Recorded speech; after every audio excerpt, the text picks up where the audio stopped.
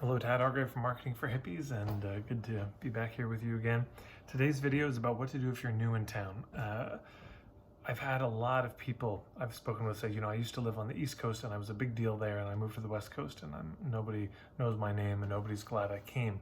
So what do I do to introduce myself to that new market so I can ramp things up as quickly as possible? Before I get into it, if you like this video by the end, please click share and share it with everyone you know. If you don't like it, zip it. Nobody likes a whiner. But also you can click subscribe, the little red button on YouTube, and then the little bell icon will tell you when I have new videos up. And then on Facebook you can just like my page. So anyways, onto it. So there are a number of things that you can do to smoothen your move into this new community. The very first thing to say is it's likely going to take time. Not as long as it took maybe to build your initial business, because maybe you're clear about your niche, you're better at what you do, so word of mouth will spread faster, but it's just going to take time. That's the first thing that has to be said. Second, I'm going to lose track of the numbers probably, but number two is you can email friends and family and just say, hey, do you know anyone in this community? If you do, you can post on Facebook saying, hey, I'm moving to this community. If you know anyone there, could you tag them below? The friends and family email is always a good place to start.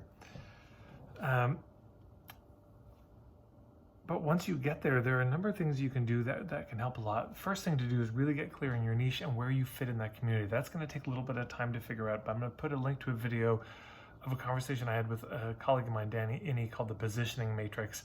And this is useful on a broad scale, but boy, in a local town, this is incredibly, incredibly useful to just figure out where you fit. Number one, so you don't step on any toes, but number two, so you just have the most likelihood of succeeding, getting referrals from colleagues. Speaking of that, as soon as you get to town, assuming you've got at least some general sense of niche, I would start going on coffee dates. Just start meeting as many people as you can. Well, the first thing to do is make kind of a hubs database. So let's say, for example, there was a woman who won one of my niching contests that I used to run. And she made gluten-free vegan desserts in North Vancouver, and she was just moving there. And so I said, well, let's come up with a hubs database. So I've got a whole ebook on this called Hub Marketing, which I would recommend checking out. Let's make a list of all the potential hubs. That would be, where do people who want to eat gluten-free vegan desserts hang out? Well, vegetarian vegan restaurants, the gluten-free bakery, all the gluten-free celiac associations and clubs, the vegan and vegetarian groups and meetup groups in town.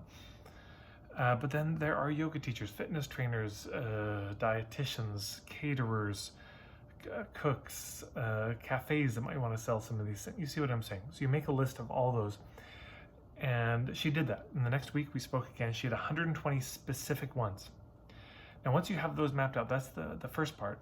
But the second part is you can just start meeting some of these people for coffee. And the pitch is basically like, look, I'm new in town. This is kind of generally what I do. I'm trying to figure out where I fit in here. I'm wondering if I could take you out for coffee, or if they seem like a big enough deal, take them out for lunch. And you just start to ask about the community. Say, here's what I do. Does somebody else already do this? What do other people do in this field? So let's say the gluten-free vegan thing. She might say, well, yeah, what are the other gluten-free things in town? What are the other vegan, vegetarian things? Or are there other people who are already doing what I do in, maybe in different ways?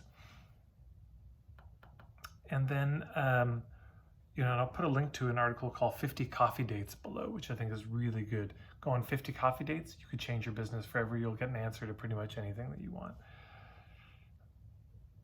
But then the second thing that you could do is, oh, and by the way, so you start these conversations, yeah? A lot of this is about having a good, graceful approach to the community. Because if you come into the community like a bull in a china shop, you can really turn the locals off. And actually they turn against you because who's this Johnny-come-lately marching around as if they're somebody. So it's good to meet people.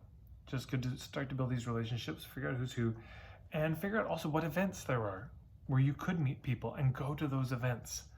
Go and just start saying hello. Yeah, I'm just new in town. Humility is the order of the day here. It's good. And everyone you talk to, one of the most important questions you can ask is, who else do you think I should talk to, given that this is what I do? And I promise you, everyone will have at least one name, often 2 or 3 names. And then that's how it goes. If you do this every day, within a few months, you've met the people. You've really met most of the people. And you'll know because you just start hearing the same names over and over again. And there you go. But here's the next thing you can do. And I've talked about this in other videos, so I won't go into detail.